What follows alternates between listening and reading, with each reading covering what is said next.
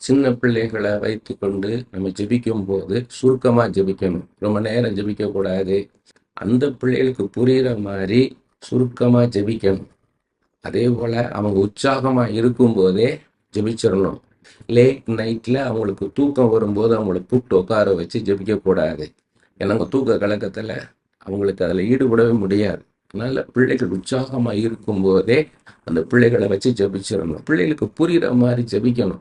அப்பதான் அடுத்த நாள் நீங்க ஜெபிக்க வானா உற்சாகமா வரும். சின்ன பிள்ளைங்க என்ன பண்ணுவாங்க கேட்டீங்கன்னா, பெரியவங்க பெற்றோர் ஜெபிக்கும் போது அதை கவனமா கவனிப்பாங்க. அதுலதான் அவங்க ஜெபத்தை கத்துக்கொள்ளுவாங்க. இப்படி ஜெபிக்க கத்துக் கொடுக்கணும் அவங்களுக்கு. ஏன் அப்படி ஜெபிக்கணும்? பைபிள்ல இருக்கிற வசனங்கள் எல்லாம் சொல்லி கொடுக்கணும். அந்த வசனத்தை சொல்லி ஜெபிக்கணும்னு பிள்ளைகளுக்கு நம்ம சொல்லி கொடுக்கணும். நம்ம தான் முன் உதாரணமா இருக்கணும். ஒரு தாயை போல ஒரு பெஸ்ட் டீச்சர் பிள்ளைகளுக்கு வேற யாரும் கிடையாது.